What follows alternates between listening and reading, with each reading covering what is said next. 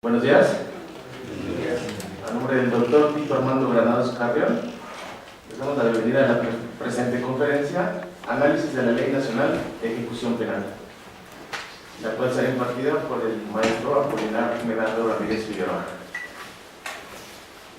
El maestro es maestrante en procedimiento penal acusatorio, juicios orales, cuenta con la especialidad en Derecho Internacional Público por la División de Estudios del Posgrado de la UNAM y es licenciado en Derecho por la Facultad de Derecho.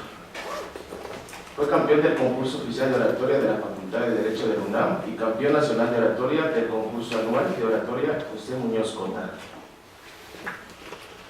Es profesor de la Facultad de Derecho de la UNAM, ha sido investigador en diversas organizaciones de la sociedad civil, desde donde dirigió numerosos proyectos de capacitación para audiencias en juicios orales en relación a los beneficios de la libertad anticipada. Asimismo, ha participado en diversos foros y talleres relativos a personas con discapacidad, igualdad de género y el derecho a la no discriminación.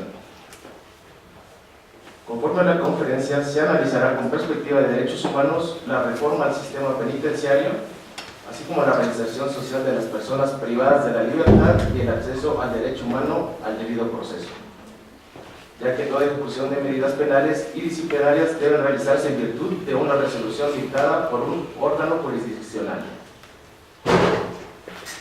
En esta tesitura, la conferencia versa en torno al análisis de aquellas cuestiones normativas que son ventiladas por el juez de ejecución, ya que este juzgador, y en su caso la autoridad penitenciaria, en el ámbito de sus atribuciones, deben fundar y motivar sus resoluciones y determinaciones en la Constitución, en los tratados internacionales, en el Código Penal de Procedimientos Penales y en la propia Ley Nacional de Ejecución Penal. A continuación le cedo la palabra al especialista Apolinar Medardo Ramírez Figueroa. Muy buenos días, gracias por estar aquí presentes, gracias también a mi familia por estar aquí. Agradezco en primer lugar al doctor Raúl Contreras Bustamante la oportunidad de estar en este foro y al doctor Tito Armando Granados Carrión. Igualmente expreso un agradecimiento a dos distinguidos profesores que están aquí presentes, gracias profesora, y a un decano del Derecho Romano, el profesor Carlos P. Castellano, a quien tanto le debo. Y bueno, siempre he mencionado en todos los foros en donde estoy presente y en mis clases una frase que se relaciona mucho con Galeano, que menciona: nada humano me es ajeno. Esto porque generalmente vemos al derecho penitenciario o a todo aquel que tenga que ver con ejecución de sanciones penales como lejano. Incluso para hacer esta conferencia me di a la tarea de hacer diversas encuestas en diversos lugares, y cuando le preguntaba a las personas si personas sentenciadas, si personas que están privadas de su libertad debían salir anticipadamente, de 10 personas preguntadas, 9 dijeron que no, que debían quedarse ahí, que por algo estaban ahí, que no tenían derecho, y solamente una de las personas con las que platicaba decía que debía dárseles una oportunidad. Este tema es para analizar esta ley nacional de ejecución penal, pero no podríamos analizar esta ley si antes no conocemos un poco el contexto, un poco los antecedentes. Ahora que está tan de moda el tema del nuevo sistema de justicia penal, y el cual siempre los invito a que conozcan, que no lo vean lejano, esta conferencia que sí es penal, tiene que empezar con 3 conceptos básicos. Decimos los penalistas con las 3 Rs, porque se empezó en los antecedentes con el término regeneración. Había que regenerar a una persona que estaba en conflicto con la ley, porque era un degenerado. Decían los antiguos jueces: bueno, ya sabemos que la prisión no ayuda, pero al menos no te hace daño que esté ahí. Pues al menos que esté ahí guardado no te va a hacer daño. El problema es que estábamos en un viejo sistema de justicia penal. Cuando analizaba esta conferencia con mi esposa, la cual es penalista, siempre nos concentrábamos en el tema de qué tanto debido proceso existía en el viejo sistema de justicia penal, que era inquisitorio. cualquier persona podía caer solamente por un señalamiento, por un dedo, porque las pruebas no estaban valoradas debidamente en general con los estándares del debido proceso. Entonces, si una persona era acusada de un delito, todo el aparato de Estado estaba en contra de esa persona, es decir, el Ministerio Público y todos los demás estaban en contra de esa persona, y teníamos casos, pese a que el derecho romano y otros derechos hablan del famélico, del robo del famélico, pero sí había casos de personas que se robaban un atún, que se robaban un gansito, y que agravaban su pena, y que evidentemente el defensor público, antes de los juicios, no estuvo presente en sus audiencias, y esas personas estaban en prisión. Imagínense ustedes, compañeros, una persona que caía en prisión por un delito menor y que la pasaba mal, que a veces incluso la torturaban, le hacían diversas cosas, y la persona salía con mucho resentimiento. Y entonces se fueron dando cuenta que las prisiones eran verdaderas universidades del crimen. Y le decían a una persona, oye, es que quizás si reparas el daño, si pagas la multa, ¿eso me beneficia? No, no te beneficia, porque aparte se le va al Estado, a un fondo de víctimas que no te beneficia. No, pues ¿para qué lo pago si no me beneficia? Entonces la persona iba acumulando cada vez más resentimiento. ¿Ustedes creen que se regeneraba? No. En virtud de que existía sobrepoblamiento de prisiones, que había motines, que había muchas cosas de las que sabemos que pasan o pasaban en prisión, se fue cambiando el concepto del sistema penal a readaptación social.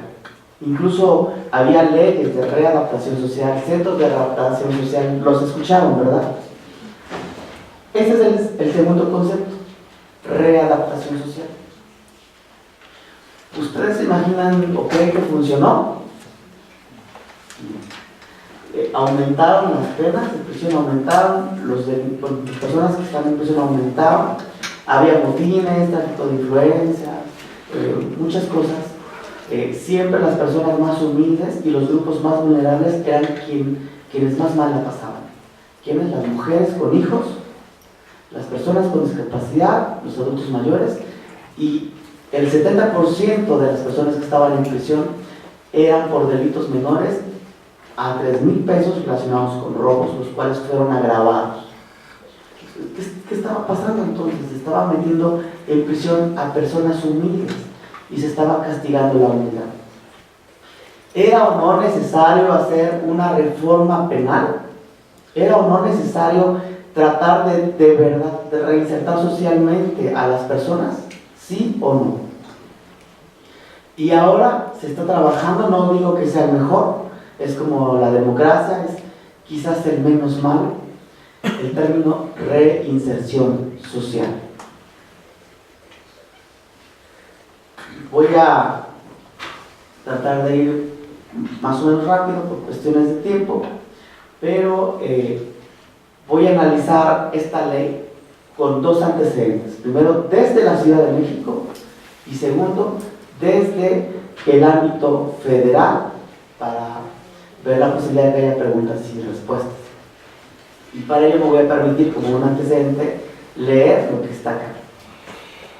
Por decreto del Congreso de la Unión, publicado en el Diario Oficial de la Federación el 4 de diciembre del 97, se reformó el Estatuto de Gobierno del DF y se concedió al jefe de gobierno la facultad de ejecutar las sentencias penales por delitos del fuero común del Distrito Federal. Es decir, se le encomendó al Ejecutivo llevar a cabo los procedimientos de tratamiento en externación y de libertad anticipada de los internos sentenciados por delitos del fuero común. Antes de aquella reforma correspondía a la Secretaría de Gobernación el otorgamiento de estos beneficios a través de la Dirección General de Servicios de Coordinación de Prevención y Readaptación Social. Bueno, ¿qué dice este texto? Hubo una reforma.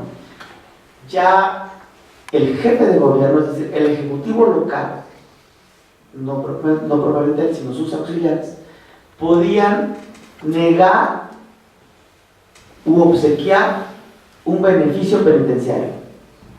¿Sí queda claro? El jefe de gobierno podía hacerlo, antes era federal.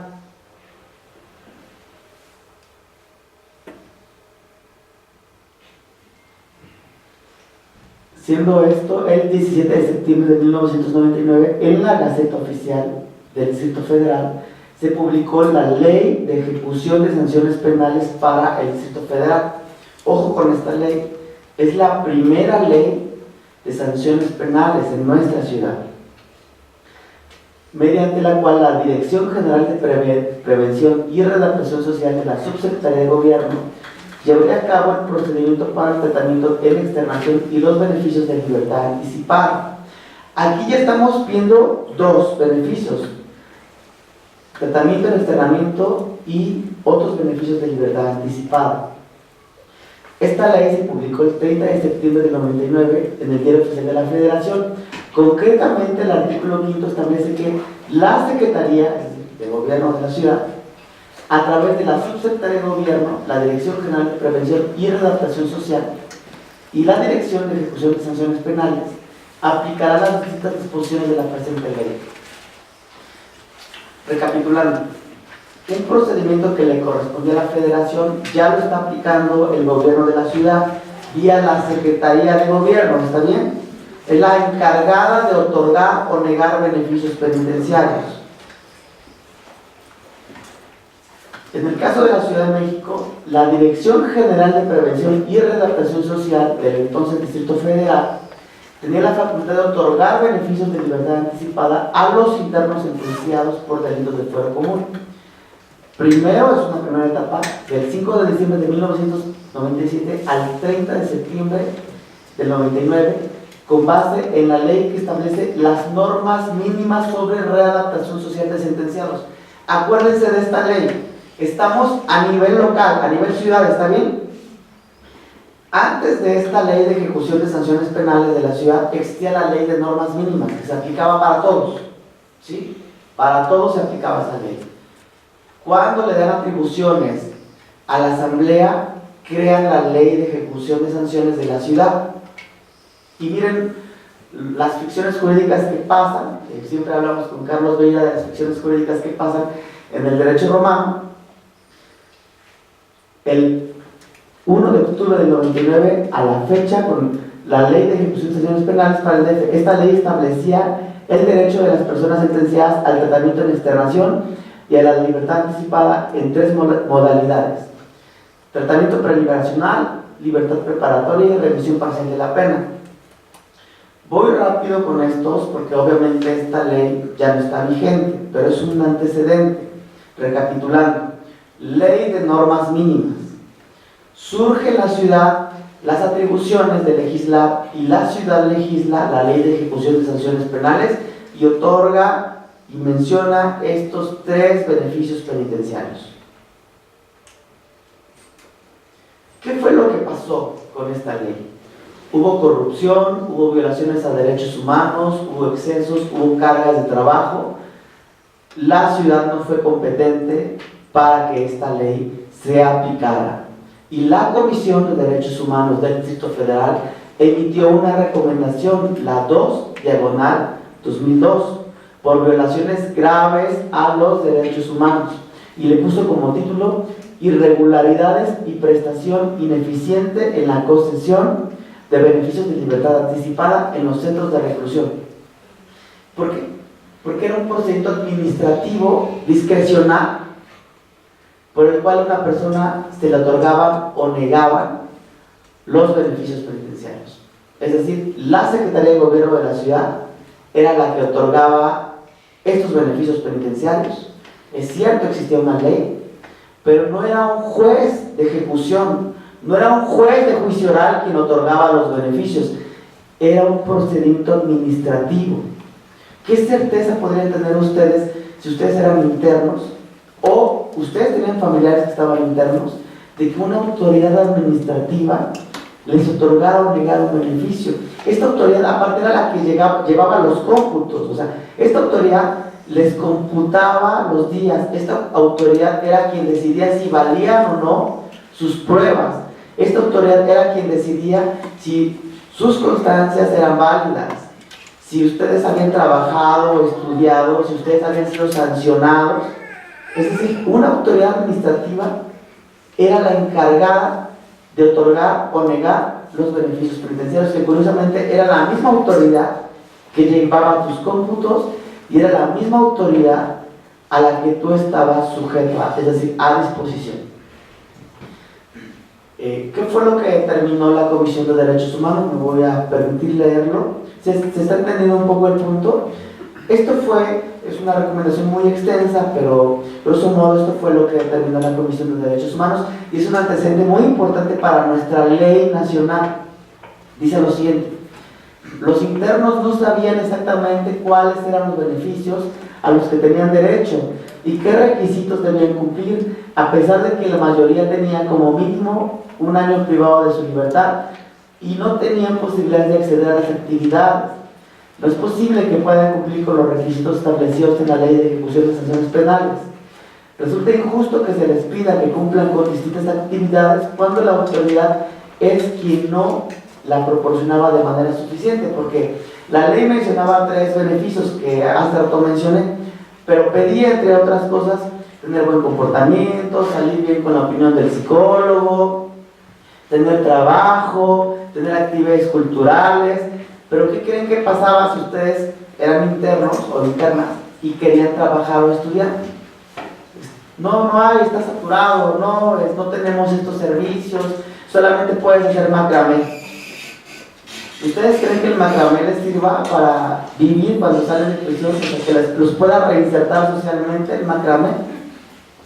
Y las actividades como carpintería, como talleres importantes, las actividades escolares estaban saturadas, no alcanzaban para todas las personas. Entonces, si por un lado la ley te pedía que hicieras actividades, cuando tú querías hacerlas, no había cupo. Era o no violatorio de derechos humanos.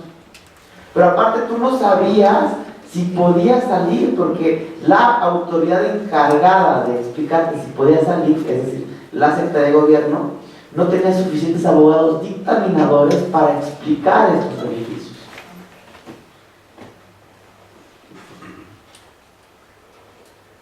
La autoridad penitenciaria era la garante y es la garante de la población penitenciaria y como tal tiene la obligación de crear las condiciones suficientes para que los internos puedan acceder a las actividades escolares, deportivas, recreativas y cualquiera que sea la ubicación del interno.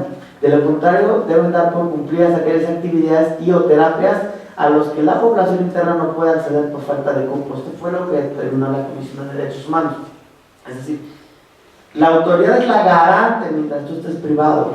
Y si la autoridad no se da abasto, tendría que darlos por cumplidos. Esto fue lo que determinó. Pero también determinó lo siguiente: no menos grave resultan las irregularidades y deficiencias cuando los procedimientos se inician a petición de parte, es decir, cuando el propio interno acude a los módulos de beneficios de libertad anticipada y solicita que se le otorgue un beneficio. En algunos casos, las solicitudes son injustificadamente negadas.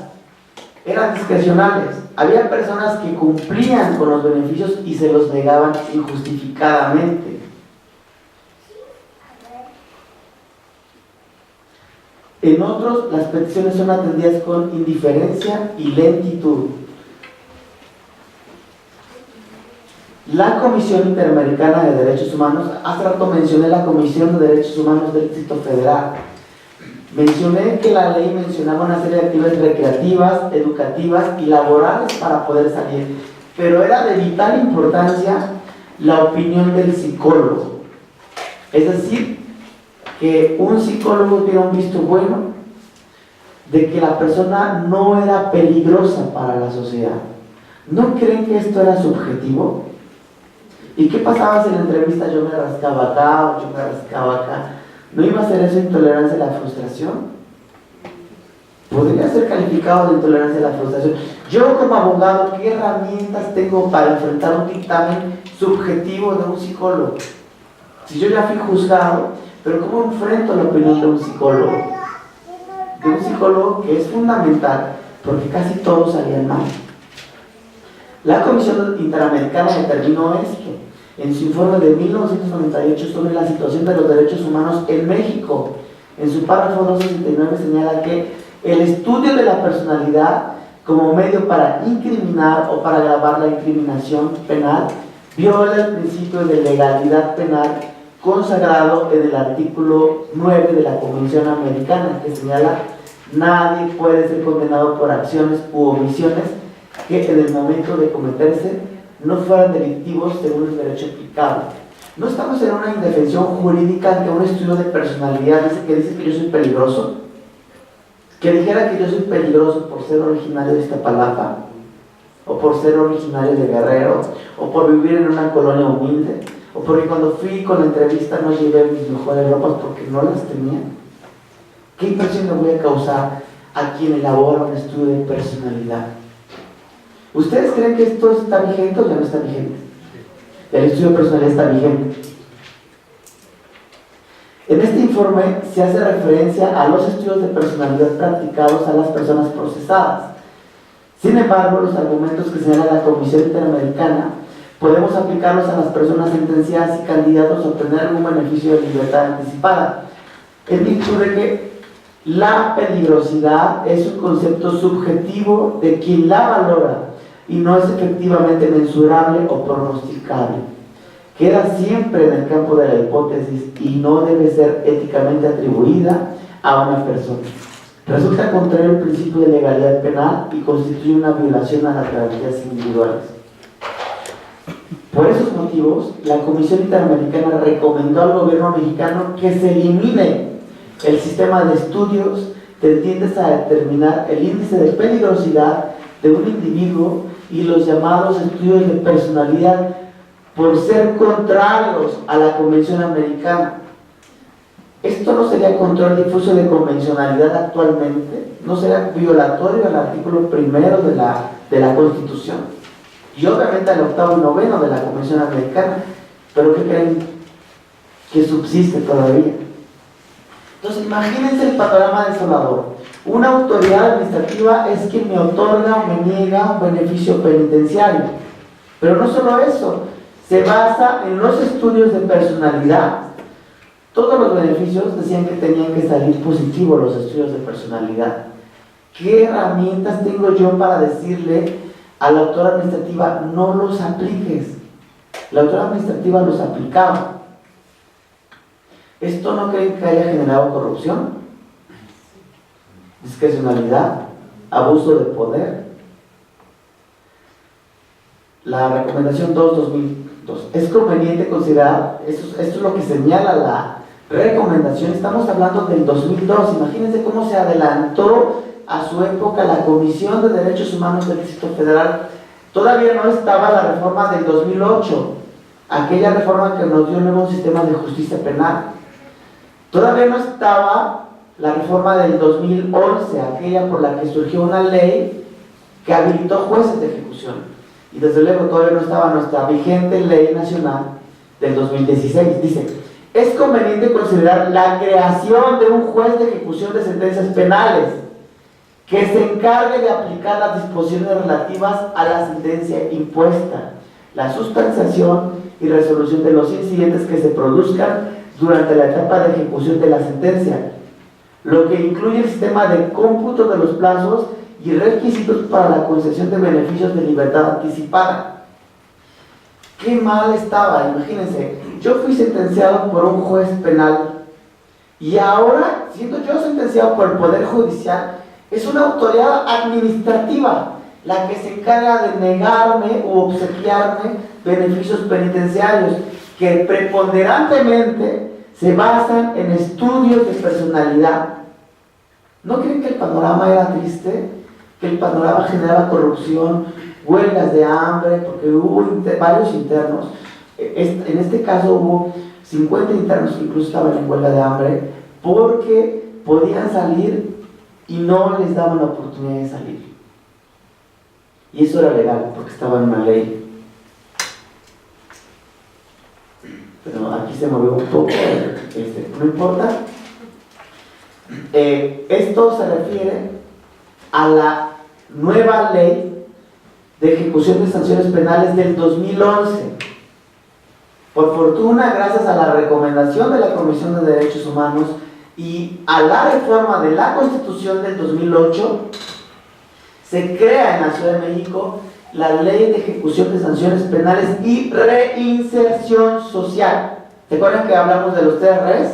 Esta ley está contemplando la reinserción social. Como es una ley que ya no está vigente, porque ahora tenemos una ley nacional, esta ley plantea beneficios penitenciarios.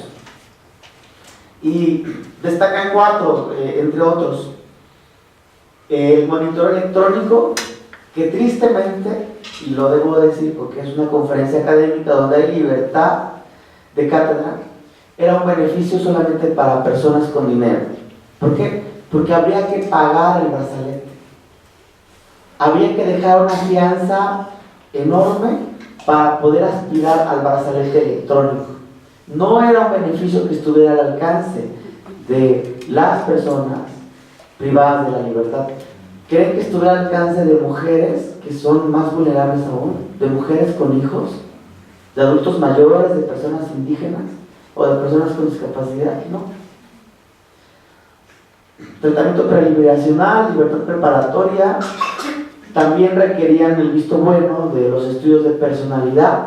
Sin embargo, ya había un juez, que es la parte como buena, ya había un juez de ejecución de sanciones penales, el cual otorgaba o negaba. Y en muchos de los casos, las organizaciones de la sociedad civil, la academia, le dijimos a los jueces, desde el control difuso de convencionalidad, no apliques los estudios de personalidad. Yo sé que salieron mal, no los apliques. Y muchos jueces no aplicaron, es decir, no tomaron en cuenta los estudios de personalidad a la hora de obsequiar un beneficio penitenciario. ¿Qué pasaba?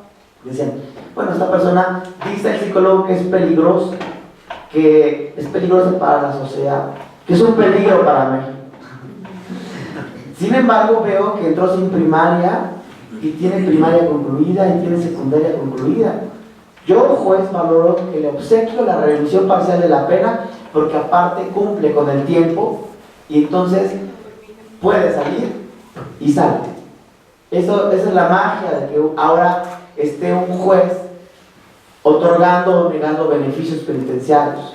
Y es lo lógico. A mí me sentencia un juez del Poder Judicial, es un juez de ejecución quien tiene que otorgarme o negarme el beneficio penitenciario. Y si yo considero que esa resolución está mal, puedo apelar. Y si yo considero que esa resolución está mal, me puedo ir al amparo. Es más justo a que una autoridad administrativa discrecional, lenta y burocrática me otorgue o me niegue un beneficio penitenciario.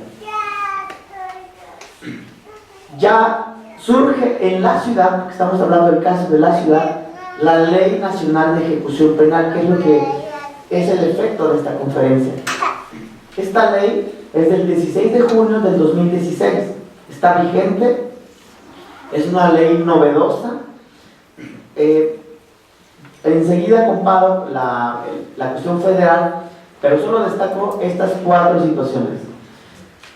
Esta ley establece que las normas que deben observarse durante el internamiento por prisión preventiva en ejecución penal y en las medidas de seguridad impuestas como consecuencia de una resolución judicial.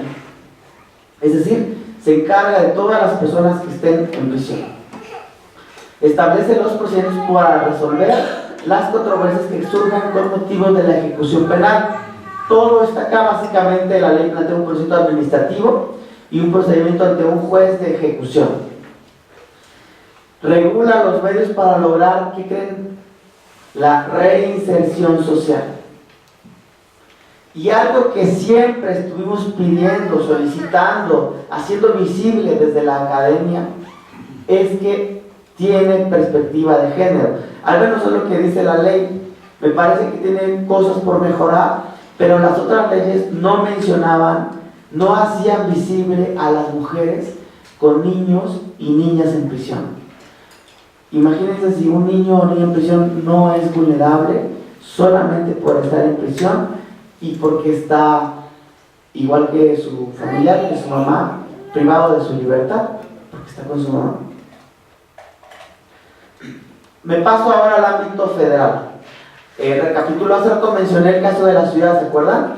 Primero estuvo esta ley de normas mínimas, después hubo una ley de ejecución de sentencias por la cual la Secretaría de Gobierno era la encargada de otorgar o negar beneficios. Y hubo casos, muchos casos importantes y famosos que en talleres de oratoria hemos visto, aquí que están presentes alumnos, hemos visto casos famosos, ¿no?, de personas que estuvieron a la luz de la ley de ejecución de sanciones penales. A nivel federal siempre estuvo esta ley. Esta ley es del 71 y estuvo del 71 hasta el 2016, es decir, mucho más de 40 años vigente. Y chequen el título de readaptación social, porque consideraba, hace rato mencioné, hablábamos de que primero se consideraba el delincuente un degenerado, ¿se acuerdan? Bueno, más bien a cualquier persona en conflicto con la ley, un degenerado. Ahora esta ley lo considera un desadaptado. Como es un desadaptado, hay que adaptarlo a la sociedad, hay que adaptarlo a mí, porque es un ente que todos tenemos que ser uniformes, todos tenemos que ser iguales, no existe la pluralidad, todos tenemos que estar adaptados, y aquel que está desadaptado es un desadaptado, por eso hay que readaptarlo. Está en la ley, y por eso se llama ley que establece las normas mínimas sobre readaptación social de sentenciados. Estuvo vigente 45 años, tiene un concepto de readaptación social, el cual ahora está en pugna con el de reinserción social. Y bueno, la ley, a diferencia de esta ley, la ley nacional, la vigente, menciona que readaptación social es el sistema penal se organizará sobre la base del trabajo, la capacitación para el mismo y la educación como medios para la readaptación social del delincuente. Ese es el concepto que maneja esta ley. Trata de readaptarlo. 2. Reinserción social. Chequen las diferencias. El concepto de abajo es el de la ley vigente. El de azul es el de la ley de normas mínimas. Dice la reinserción social: restitución del pleno ejercicio de las libertades tras el cumplimiento de una sanción o medida ejecutada con respeto a los derechos humanos. Es decir, la ley de normas mínimas es muy claro que trata de readaptar, porque se desadaptó, o sea, como de moverlo otra vez los chips y todo. En cambio, la otra ya habla, y es una ganancia que por lo menos mencione a los derechos humanos como una medida para reinsertarlos socialmente. Y ahora sí, vamos a ver un poco el tema de la Ley Nacional de Ejecución Penal. Ahora, ya que conocemos cuál es el antecedente de esta ley, ya nos queda un poco claro de qué se trata el tema de hoy. A nivel federal, ley de normas mínimas, la cual estuvo vigente 45 años. A nivel de la Ciudad de México hubo esfuerzos. Estuvo primero la ley de normas mínimas, luego la ley de ejecución de sanciones penales, luego una ley de ejecución del 2011, la cual se pensó que iba a ser más garantista. En la realidad, aunque suene utópico, no fue garantista, y de hecho las personas preferían salir con la ley de normas mínimas porque pese a todo les pedía menos requisitos para lograr su libertad. La ley de ejecución de sanciones penales del 2011 les pedía requisitos que eran difíciles de cumplir, igual la del 99, y la ley de normas mínimas bastaba con requisitos de temporalidad y preferentemente no haber tenido otros delitos ni otras sentencias para poder salir. Sin embargo, esta Ley Nacional de Ejecución Penal, la cual, insisto, no por el hecho de ser ley significa que es perfecta, es perfectible, y nos corresponde a nosotros como sociedad civil, como academia, señalar aquellos puntos que están bien, pero aquellos puntos que tienen que mejorarse. Y esta ley habla de 4 beneficios, y entre ellos son: 1, la libertad condicionada, está vigente; la libertad anticipada también; la sustitución; y suspensión temporal de las penas y permisos humanitarios a nivel general. Voy a explicarlos con base a lo que la misma ley nos menciona. Y el primero, la libertad condicionada. Esto es importante porque muchas veces, si no tenemos a un familiar en libertad, quizás conozcamos a alguien o como abogados nos consultan si una persona puede salir de prisión con base a la libertad condicionada. Y esta es con o sin monitoreo electrónico. Es muy parecida a la del brazalete. ¿Se acuerdan que hace rato mencioné a la del brazalete de la ciudad? Bueno, esta se parece un poquito, pero es un poco más flexible que la ley de la ciudad, la que estuvo vigente. Y menciona como primer requisito que no se le haya dictado diversa sentencia condenatoria firme, o sea, que sea primo delincuente. Que no exista un riesgo objetivo y razonable en su externamiento para la víctima o ofendido, los testigos que depusieron en su contra y la sociedad. Me parece razonable que no exista un riesgo. 3, haber tenido una buena conducta durante su internamiento. ¿Qué significa? Es decir, no haber estado sancionado. Y si estuvo sancionado, es importante que la persona impugne sus sanciones ante el comité técnico. Es decir, acuérdense que muchas veces son vulnerables porque pueden ponerles castigos, si no son legales, que se vayan a los medios de impugnación que corresponden, si no fue legal, para que se los quiten. ¿A qué se refiere? Pues obviamente a que no tuviera celulares, a que no hubiera estado drogándose, a que no hubiera estado consumiendo sustancias ilícitas, no hubiera cometido delitos como lesiones, etc. Haber cumplido satisfactoriamente con el plan de actividades al día de la solicitud. Esta ley señala un plan de actividades, que era lo que recogía la recomendación 2/2002, que las personas no tenían un plan de actividades. Si querían trabajar, si querían estudiar, no había forma, uno, de obligarlas, eso es cierto, pero si las personas lo querían hacer, estaban saturadas. Esta ley ya menciona un plan de actividades. Haber cubierto la reparación del daño y la multa en las modalidades y con las excepciones establecidas en esta ley, que es importante que cumpla con la reparación del daño. Ya la persona sabe que si cumple con la reparación del daño, a futuro podría salir con una libertad condicionada. En el caso de la multa, si fuera muy alta, existe la posibilidad de que prescriba, que es un concepto del derecho romano, que prescriba. Y el siguiente requisito es no estar sujeto a otro proceso penal del fuero común federal por delito que amerite prisión preventiva y que haya cumplido la mitad de la pena tratándose de delitos dolosos. Entonces ya estamos hablando de la mitad de la pena, ¿está bien? O sea, ya es menos que el monitoreo electrónico que pedía más penalidad, más temporalidad. Aquí habla de la mitad de la pena en delitos dolosos. Entonces, si tienen alguna duda o algún familiar o alguien les consulta, basta con la mitad. Y obviamente ser primo delincuente, no tener otro proceso penal pendiente, tener buen comportamiento y haber cumplido con la reparación del daño. Con la mitad de la pena, una persona podría salir. La autoridad penitenciaria tendrá bajo su responsabilidad la adquisición, mantenimiento y seguimiento de los sistemas de monitoreo electrónico. Excepcionalmente, que es lo que plantea la ley, a diferencia de la ley de la ciudad, cuando las condiciones económicas y familiares del beneficiario lo permitan, este cubrirá a la autoridad penitenciaria el costo del dispositivo, y es una ganancia que esté esta disposición expresa, porque no estaba en la anterior, se prestaba a discrecionalidad, y en muchos foros a los que fui en el año 2011 y 2012, yo critiqué el monitoreo electrónico porque no decía esto. Desde la academia pedíamos que se incluyera esto, para que no hubiera esa discrecionalidad.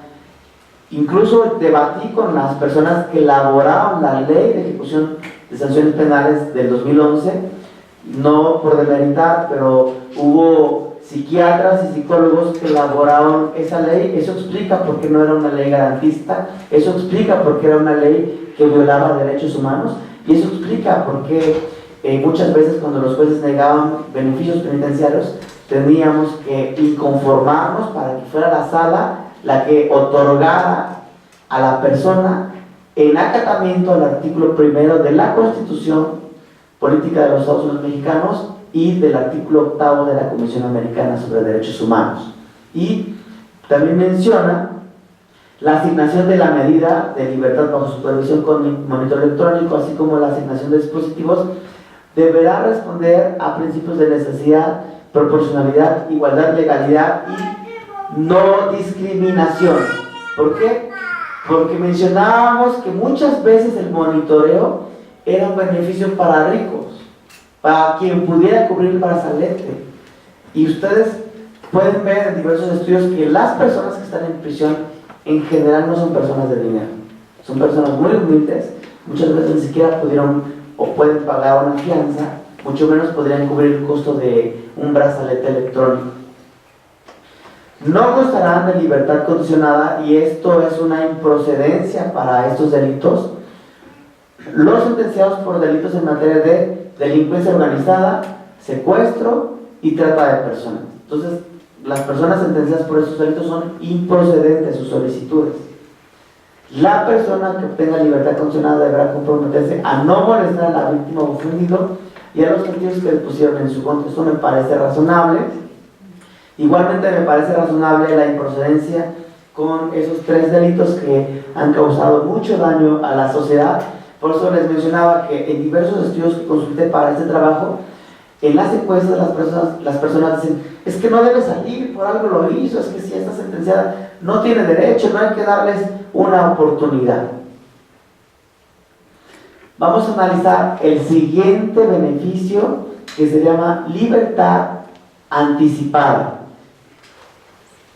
Y es muy parecido al otro, básicamente se parecen tanto en que se tienen que otorgar a personas primodelincuentes, es decir, personas que solo tengan que no hayan tenido otra sentencia, personas que tengan buen comportamiento y que no estén o hayan cometido los 3 delitos que mencioné hace unos momentos.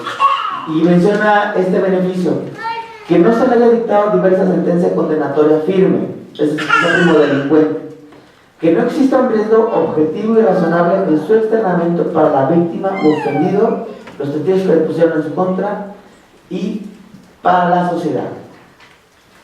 Haber tenido buena conducta durante su internamiento, haber cumplido con el plan de actividades el día de la solicitud, haber cubierto la reparación del daño y la multa en su caso, no estar sujeto a otro proceso penal del fuero común o federal por delito que amerite prisión preventiva oficiosa, y que haya cumplido el 60% de la pena impuesta por delitos dolosos o la mitad de la pena tratándose de delitos culposos. Vamos a poner aquí un ejemplo. Vamos a pensar que a una persona la sentencian a 10 años de prisión. Si fuera doloso, dice que haya cumplido el 60% de la pena impuesta por delito doloso, es decir, 6 años, ¿no? Si fuera culposo, la mitad de la pena, es decir, 5 años. Igual hay un término de improcedencia para estos 3 delitos que he mencionado antes, que es: no gozarán de libertad anticipada los sentenciados por delitos en materia de delincuencia organizada, secuestro y trata de personas. Existe otro que es la sustitución y suspensión temporal de las penas, y esta en uno de los párrafos expresamente menciona a personas con discapacidad. Por eso es que lo expongo en este foro. Me voy a permitir leerlo porque es un poco más largo. Dice: cuando se busque la protección de las hijas e hijos de personas privadas de la libertad, siempre que estos sean menores de 12 años de edad o tengan una condición de discapacidad que no les permita valerse por sí mismos, esto cuando la persona privada de la libertad sea su cuidadora principal o única cuidadora de acuerdo con lo dispuesto de esta ley. Esto está bien, nunca estuvo plasmado en ninguna de las otras legislaciones. Había que hacer el llamado litigio estratégico para que la persona que estaba a cargo de una persona con discapacidad o de una persona menor de 12 años pudiera tener su libertad.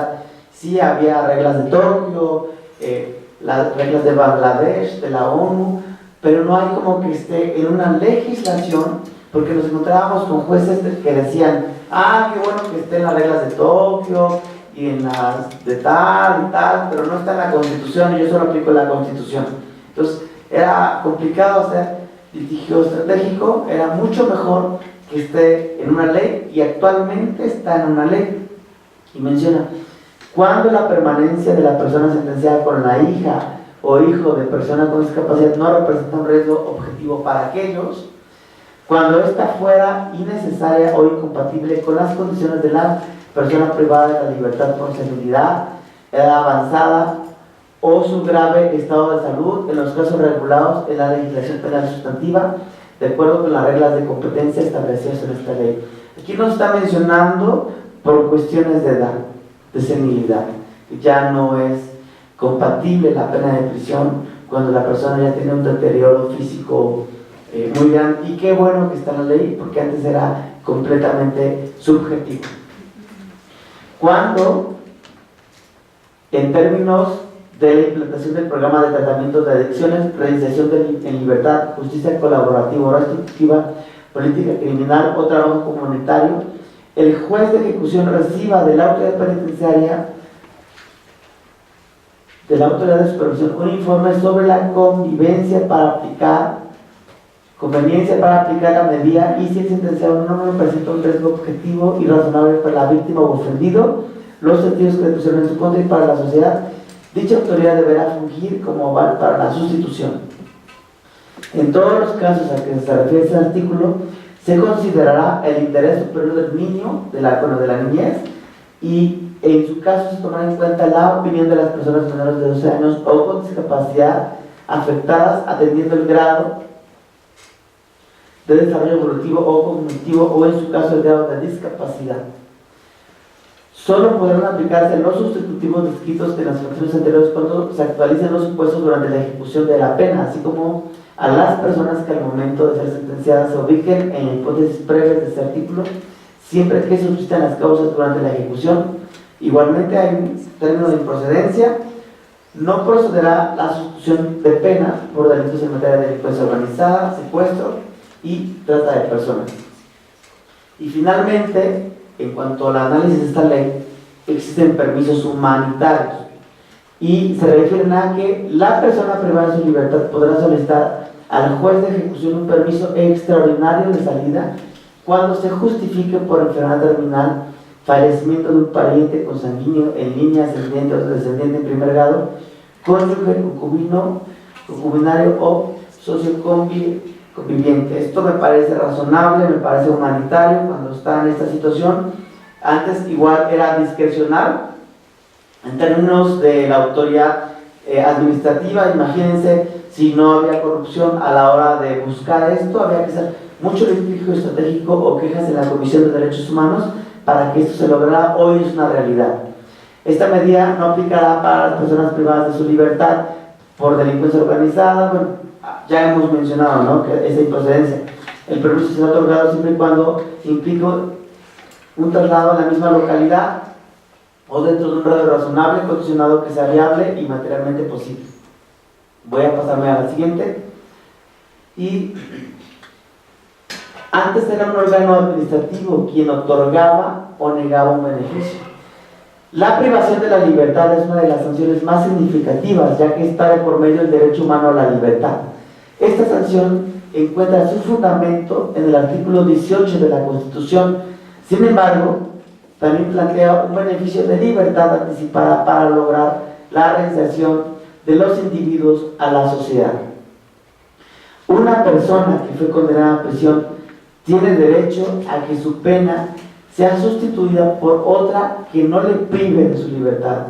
Esta opción no procede en casos de delincuencia organizada, trata de personas o secuestro, lo cual ya lo vimos. Pero ¿a qué me refiero con esta ley?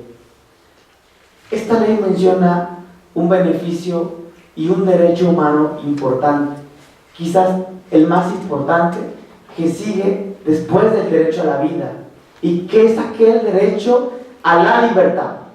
Es un derecho que ya no tendría que estar a discusión porque ya está en una ley, ya está ganado.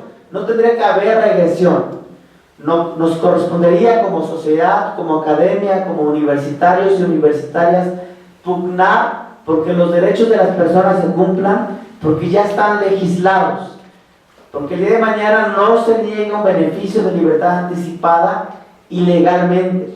Si una persona no representa un peligro para la sociedad, no está dentro de los 3 delitos antes mencionados, es decir, no es improcedente, tiene trabajo, tiene actividades educativas, recreativas y laborales, lo legal es que salga.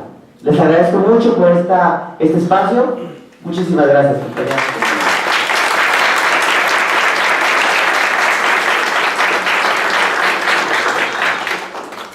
Y bueno, no sé si por razones de tiempo aún alcance para hacer preguntas. Me parece que ya no, si alcanza.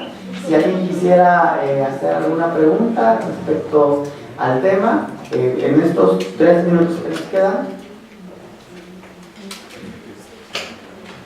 Bueno, son 5 minutos, pero no sé si alguien tuviera alguna duda respecto a este tema o alguna aportación que quisieran hacer respecto a esto.